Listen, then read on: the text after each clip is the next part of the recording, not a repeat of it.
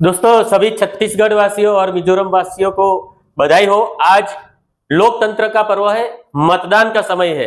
आज छत्तीसगढ़ में पहले चरण का मतदान हो रहा है और मिजोरम में भी मतदान हो रहा है। तो सभी मतदाताओं को मैं रिक्वेस्ट करता हूं कि मत देने से पहले मेरी ये वीडियो देखें और ईडी और सीबीआई का जो आज माहौल बनाया है भारतीय जनता पार्टी ने, वो सिर्फ बात डाइवर्ट करने के लिए है दोस्तों। बाकी समझ लो, ईवीएम का पूरा ध्यान रखो, नहीं तो बहुत बड़ा घपला हो सकता है। फिर ऐसा मत बोलना कि यार आपने बताया नहीं, क्योंकि हम गुजरात से हैं, हम गुजरात वालों को बहुत कुछ पता है क्या हो सकता है, क्या होने वाला है। ये वीडियो ज्यादा से ज्यादा शेयर करना।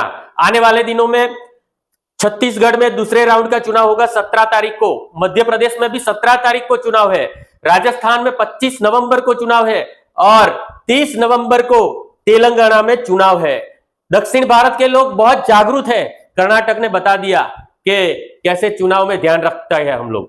तो आप भी और हम भी लोकतंत्र को बचाने के लिए ये वीडियो ध्यान से देखें और पूरा ध्यान रखें, ईवीएम में घपला न हो जाए। साथ हमारे कौन चलेगा, बोलो साथ हमारे कौन चलेगा। तो मैं हूं अतुल पटेल, गांधी और सरदार के गुजरात से। कर्नाटक जीतने के बाद कांग्रेस और सभी विपक्षी पार्टी ईवीएम को अंडर एस्टिमेट कर रही है। सबसे पहले हाथ जोड़ के मैं विनती करता हूं कि लोकतंत्र के लिए ये वीडियो पूरी देखना। और दोस्तों, मेरी ये वीडियो जितना हो सके उतना जल्द सुप्रीम कोर्ट के हमारे लीडर वकील है प्रशांत भूषण जी, वहां तक पहुंचाई जाए, कहीं देरी ना हो जाए। नहीं तो समझो आखिरी चुनाव होगा हमारे देश में ये प्रधान सेवक के माध्यम से। दोस्तों, पिछले दिनों सुप्रीम कोर्ट ने ईवीएम के खिलाफ जो पीएलआ की है श्री प्रशांत भूषण जी ने, उसे संज्ञान में लिया है और चुनाव पंच को भी अपना पक्ष रखने को कहा है। पिछले दिनों एडीआर मतलब एसोसिएशन डेमोक्रेटिक रिफॉर्म के माध्यम से सभी विपक्षी दलों की मांग के लिए निडर वकील श्री प्रशांत भूषण जी डरे बिना लड़ रहे हैं। मणिपुर जल रहा है दोस्तों, 26 विपक्षी पार्टी एकजुट हो गई है। कर्नाटक और हिमाचल प्रदेश में कांग्रेस जीत गई है। राहुल गांधी ने भारत जोड़ो यात्रा करके पूरे भारतवर्ष को आंदोलित कर दिया है। देश भर में सत्याग्रह का माहौल आज खड़ा हो चुका है। लेकिन लोकसभा आते आते कुछ ऐसी घटनाएं गोदी मीडिया के माध्यम से पूरे देश के लोगों के दिमाग में घुसाई जाएगी और ओपिनियन पोल और एग्जिट पोल के माध्यम से लोगों को मानसिक रूप से तैयार कर देगा मीडिया कि भारतीय जनता पार्टी और नरेंद्र मोदी जीतने जा रही है। लेकिन उसके पीछे जो सबसे बड़ा खेल होने की संभावना है और लोग समझते हैं, वो ईवीएम मशीनों का खेल है। यदि साहब की छाती 56 की है ना, तो बैलेट पेपर से चुनाव करके दिखाए तो पता चल जाएगा साहब 100 सीट के ऊपर नहीं जाएंगे। दोस्तों, पूरी वीडियो देखना और शेयर करना। ईवीएम के खिलाफ बहुत सारी वीडियो मैंने बनाई है और आंदोलन भी हम लोगों ने किया है। ये सब वीडियो देखने के लिए आई बटन दबाइए, जिसमें आपको वीडियो देखने को मिलेगी। और मेरा सबसे बड़ा question, dark glass in EVM VVPAT why? ये वीवीपीएटी का जो डब्बा है उसमें ये डार्क कलर का ग्लास क्यों रखा गया है और उसके पीछे क्या क्या मायाजाल खेल सकते हैं, वो मैं आज आपको लाइव डेमो और कुछ एग्जाम्पल देके समझाने की कोशिश करूंगा। लेकिन ये सब नहीं हो तो आपको ये इसमें ध्यान रखना पड़ेगा। ये मायाजाल है डब्बे की, इसमें ध्यान रखना पड़ेगा। ये वीवीपीएटी का M3 मॉडल है। पहले ट्रांसपेरेंट ग्लास था ऐसा, बाद में डार्क ग्लास कर दिया ये लोगों ने, मिरर ग्लास। ये हमारे यहाँ चुनाव हुआ था वो टाइम की फोटो है और इसके अंदर आप देख सकते हो रिफ्लेक्शन आ रहा है, मतलब ये मिरर जैसा ग्लास है। मैं अभी आपको बता रहा हूं कि वो मायाजाल क्या है। दोस्तों, ये डार्क ग्लास कैसे काम करता है, डार्क ग्लास के पीछे क्या हो रहा है किसी को पता नहीं चलता। सिर्फ अंदर लाइट होती है ना, तभी आपको पता चलता है कि भाई वॉट का, पंजा का निशान या कमल का या कोई भी निशान आपको दिखाया जाता है। ये मैं आपको लाइव डेमो करके बताता हूँ। सही में लाइट की जरूरत क्या है? ट्रांसपेरेंट ग्लास हो तो वीवीपीएटी में लाइट की जरूरत क्या? लेकिन यही सब मेरा सबसे बड़ा क्वेश्चन मार्क है, अंदर लाइट क्यों, अंदर घड़ी क्यों और डार्क ग्लास क्यों? तो अब हम देखते हैं दोस्तों, मैं आपको ये ओवन के अंदर बताता हूं। अभी आप देख सकोगे कि ओवन के अंदर आपको कुछ दिखता नहीं है, लेकिन मैं लाइट ऑन करता हूं, देखो क्या दिखा आपको? कांग्रेस का निशान पंजा।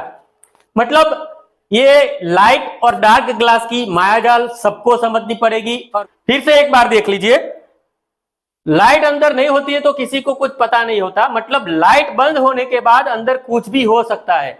लाइट चालू हुआ तो आपको ये निशान दिखेगा। तो दोस्तों चलो हम लाइव डेमो, जो हमारे गुजरात के सॉफ्टवेयर इंजीनियर है और राहुल भाई मेहता है नाम, उसने बहुत पहले डेवलप किया है और वो ईवीएम के लिए बहुत लड़ चुके हैं। तो आप ये वीडियो देखें, राहुल मेहता ने क्या लॉजिक बताया है और कैसा सॉफ्टवेयर बनाया है, उसके माध्यम से आपको भी पता चले कि ऐसा भी हो सकता है। तो आज आपको डेमो करके बताएगा लाइव कि कैसे वीवीपीएटी में कोई मैन्युपुलेशन हो सकता है, चाहे कोई भी सिंबल हो, कितने प्रतिशत मैन्युपुलेशन करता है। तो ये राहुल जी आपको डेमो करके बताएंगे। बताइए राहुल जी। और ये मैं डेमो बताऊंगा कि किस तरह से वीवीपैट का प्रोग्राम अंदर से कागज की पर्चियां भी बदल सकता है। इलेक्ट्रॉनिक वोट तो बदल ही सकता है, पर कागज की पर्चियां किस तरह से बदल सकता है। तो ये मैंने इंस्ट्रूमेंट बनाया डेमोस्ट्रेशन के लिए। और ये मेरा प्रोग्राम यदि इलेक्शन कमीशन के वीवीपैट में डाला जाए, इलेक्शन कमीशन मुझे वीवीपैट दे नहीं रहा, लेकिन उसके वीवीपैट में ये प्रोग्राम डाल के, या तो पहले से ही डाला हुआ होगा, मैं उनके वीवीपैट में भी कागज की पर्चियां बदल सकता हूँ। अब पहले मैंने ये डेमोन्स्ट्रेशन देने के लिए यहाँ पे 3 कैंडिडेट खड़े रखे हैं। पहला कैंडिडेट है बनाना यानी केला, दूसरा कैंडिडेट है एप्पल सेब, और तीसरा कैंडिडेट है वाटरमेलन तरबूज। ये 3 कैंडिडेट है। और जब वोट दिया जाएगा तो आपको यहाँ कागज का पर्चा दिखेगा। अभी खाली है ये वीवीपैट, आपको इसके थ्रू कागज का पर्चा दिखेगा, जैसे आपको वोटिंग के समय दिखा था। तो पहला वोट मैं देता हूँ केले को। तो ये केले का बटन दबा रहा हूँ। तो यहाँ देखिए पहले वोटर को क्या दिख रहा है कांच के आसपास। तो पहले वोटर को देख सकते हैं आप, पहले वोटर को वीवीपैट ने केले का कागज का पर्चा प्रिंट करके दिखाया। कागज का पर्चा देखा, उससे संतुष्टि हो गई, वो कंप्लेंट नहीं करेगा, आगे निकल गया। अब दूसरा वोटर आता है, वीवीपैट के सामने खड़ा रहता है, यहाँ कुछ नहीं दिखा उसको, उसने केले को वोट दिया और वीवीपैट ने भी उसके कागज का पर्चा छापा और वो पर्चा है केला, आप देख सकते हैं। तो दूसरा वोटर भी कंप्लेंट नहीं करने वाला। तो अब मैं आपसे पूछूंगा कि ये वीवीपैट में से सेब के पर्चे कितने निकलेंगे? तो आप कहेंगे 0, क्योंकि एक भी वोटर ने एप्पल को तो वोट दिया नहीं था। और केले के पर्चे कितने निकलेंगे? आप कहेंगे 2। तो आप देखिए वीवीपैट में कौन सा पर्चा कितना है, देखिए। तो वीवीपैट में केले का एक पर्चा है और सेब का एक पर्चा है। लेकिन ये कैसे हुआ? पहले वोटर ने केले को वोट दिया था, उसने केला देखा था। दूसरे वोटर ने भी केले को वोट दिया, उसने भी केले का पर्चा देखा था। तो 2 केले के पर्चे आने चाहिए थे, लेकिन केले का पर्चा सिर्फ एक आया और एक सेब का पर्चा आया। तो ये डेमो मैं एक बार फिर से दिखाता हूँ आपको। देखो इसमें मेरी हाथ की सफाई नहीं है, प्रोग्राम की सफाई है। मैं यदि यहाँ से निकल जाऊँ और दूसरा आम आदमी आके डेमो करेगा तो भी इसको मैनिपुलेशन दिखेगा। और ये मेरा प्रोग्राम आप भारत के 10 लाख वीवीपैट में डाल दो, पहले से ही डाला हुआ है, तो 10 लाख वीवीपैट आपको ये कमाल करके दिखाएंगे। तो फिर से मैं वोट देता हूँ केले को। तो आप देखिए कांच के आर पार आपको क्या दिखा? आपको पहले वोटर को केला दिखा, 6 सेकंड तक लाइट जली, उसको संतुष्टि हो गई, वो आगे निकल गया। अब दूसरा वोटर खड़ा है, अब वो दूसरा वोटर मानो केले को वोट देता है। तो वीवीपैट ने कागज का पर्चा छापा, लाइट करके दिखाया, कागज का पर्चा केले का ही है। तो दूसरा वोटर भी कंप्लेंट नहीं करेगा। तो इसमें से 2 केले के पर्चे निकलने चाहिए थे, लेकिन आप देखिए कौन सा पर्चा निकलते हैं। केले का सिर्फ एक निकला, एक एप्पल का। तो ये जादू कैसे हुआ कि ये पुराना वीवीपैट है जून 2017 के पहले का। इसमें आप देख सकते हैं कांच का रंग सफ़ेद है, आर पार दिखे वैसा सामान्य कांच है, कलरलेस ट्रांसपेरेंट। और ये वीवीपैट जून 2017 के बाद का, उसमें कांच का रंग काला है और आगे से आईना है। ये मैं फ़ोटो ले रहा था तो लाइट चालू थी, तो इसने पूरा फोटो लाइट रिफ्लेक्ट कर दिया। आप देख सकते हैं इसमें मेरी उंगलियां और मेरे मोबाइल का फोटो आ गया। और ये कांच में, और अंदर से पीछे से कांच है, यानी पीछे जब लाइट होगी तभी दिखेगा कि कागज पे क्या छपा है। तो ये काले कांच से क्या फर्क पड़ता है बताता हूँ। आइए देखिए, ये वीवीपैट अभी खाली है, तो अभी मैं ये खुला रखूंगा आपको समझाने के लिए। मैं केले को वोट देता हूँ, केले को वोट देता हूँ मैं। तो अभी इसने केला छापा, लेकिन अभी दिखेगा नहीं, लाइट बंद है। अब लाइट चालू हुई तभी दिखेगा, क्योंकि ये कांच का रंग काला है और आगे से मिरर है।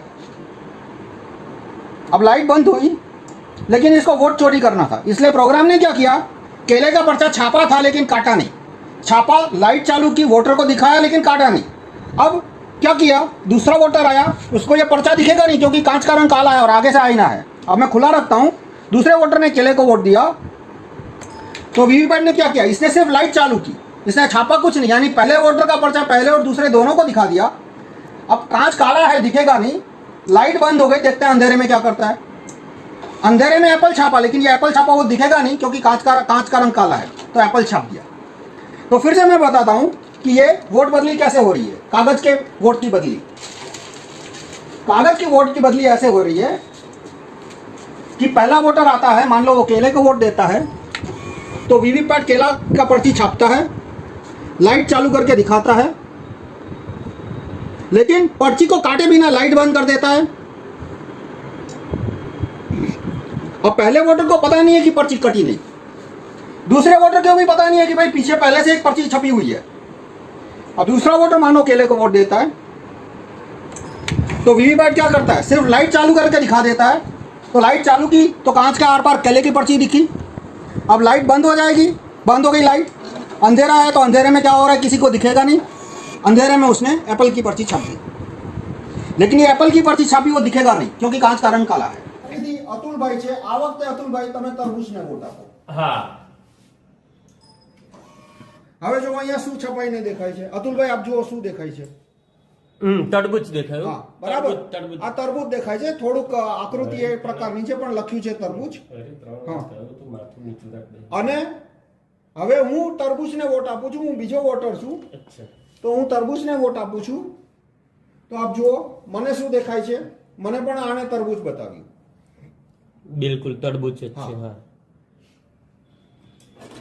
બરાબર, પણ અંદરથી વોટ શું નીકળે છે, આપણે એમ માનીએ કે બે તરબૂચ નીકળવાના છે, પણ જુઓ એક તરબૂચનો વોટ ચોરી અને એક એપલમાં નાખી દીધો। આ જો નજરની સામે, बराबर, नजर मारी सामने અને મને खबर કેમ न। तो अब इससे जुड़े काफी सारे वाजिब प्रश्न आएंगे कि मॉकपोल कैसे पास हो गया, क्योंकि इसके अंदर क्लॉक होती है, ईवीएम के अंदर क्लॉक होती है।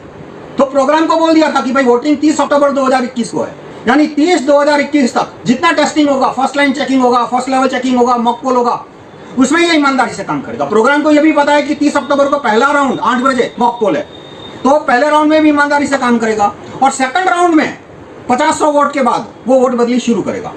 अब इसको कैसे पता चलेगा कि कौन से कैंडिडेट को एक्स्ट्रा वोट देना है, एप्पल को, तरबूज को, क्योंकि ईवीएम तो एक हफ्ता मतलब 1 साल पहले मैन्युफैक्चर हुआ, चुनाव के 1 साल 10 साल पहले मैन्युफैक्चर हुआ।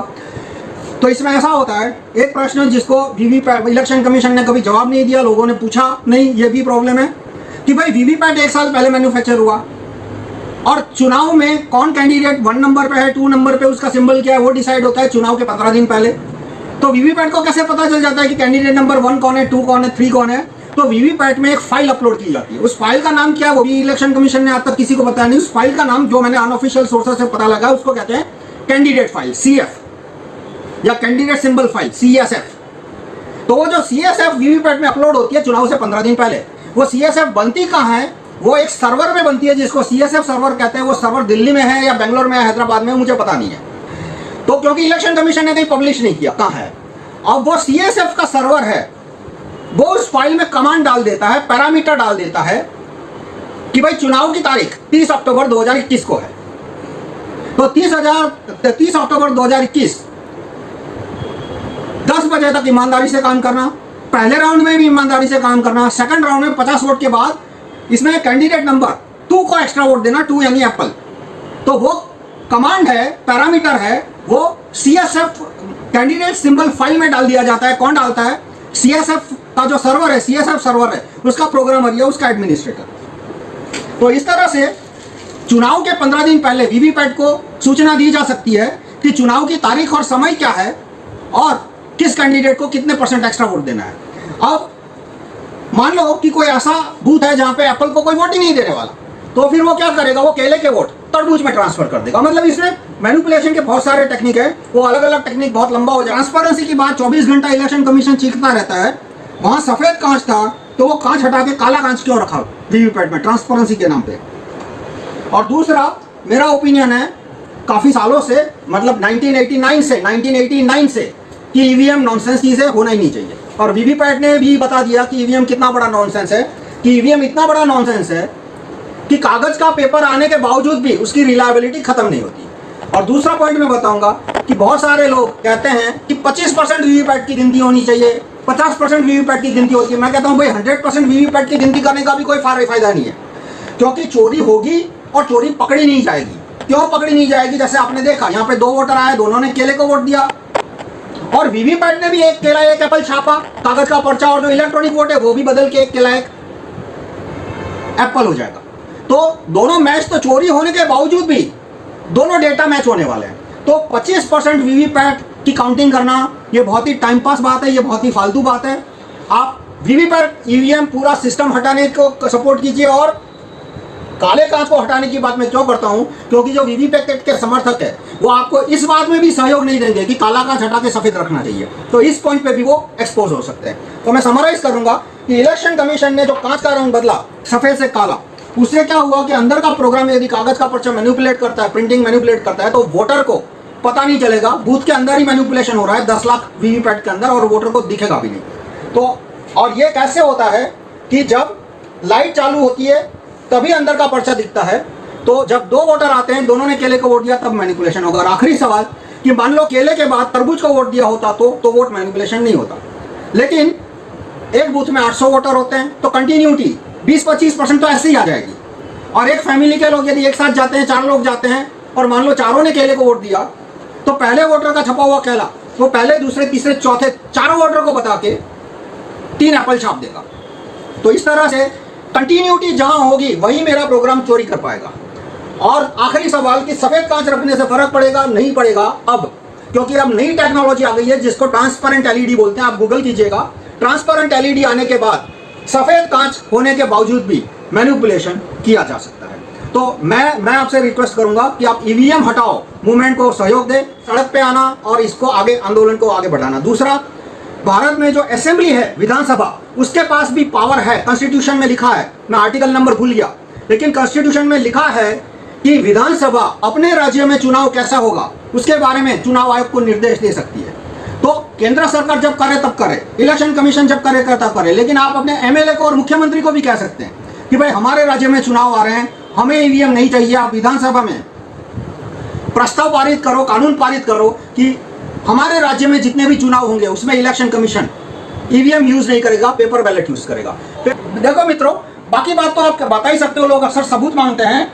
तो सबूत में ऐसा है कि वीवीपैट का कोड, वीवीपैट खोलने के बाद, मैं रॉम रीडर के अंदर कोड चेक करने के बाद सारे सबूत आ जाएंगे, पर उतनी देर नहीं है। आप तो ये सबूत तो आप अपनी आंखों के सामने दे सकते हो कि जून 2017 से पहले वीवीपैट में कांच सफेद था और जून 2017 के बाद वीवीपैट का कांच काला कर दिया। तो इतना तो आप समझ सकते हो ना कि कांच का रंग काला करने के पीछे कोई सफेद नियत नहीं होती। अक्सर लोग, खास करके यंगस्टर्स, तो काले रंग का गॉगल्स पहनते हैं। ठीक है, आपको पता है ना कि आपकी आंख कहां देख रही है, वो दिखे नहीं। खैर, पर्सनल लाइफ में ज्यादा नहीं जानना चाहता, पर इसके पीछे भी यही है कि काला कांच क्यों लगाया, ताकि कांच के पीछे क्या है, कागज क्या है, कागज पे क्या छपा है वो दिखे नहीं। उसके सिवा मैं एक टेक्निकल आदमी हूं, मैं आपको बता सकता हूं कि कांच का रंग बदलने के पीछे कोई साइंटिफिक रीजन पॉसिबल ही नहीं है। फिर वो बहुत ज्ञानी लोग हैं, आपको कुछ ना कुछ उल्ट पटांग रीजन बता देंगे, पूछ लेना उनसे और मुझे बताना क्या रीजन है, मैं बताऊंगा अपना रीजन कितना वाहियात है। पर काले कांच के पीछे कोई सफेद नियत नहीं होती, तो उनकी नियत क्या है ये कांच के रंग से पता लग जाती है। धन्यवाद।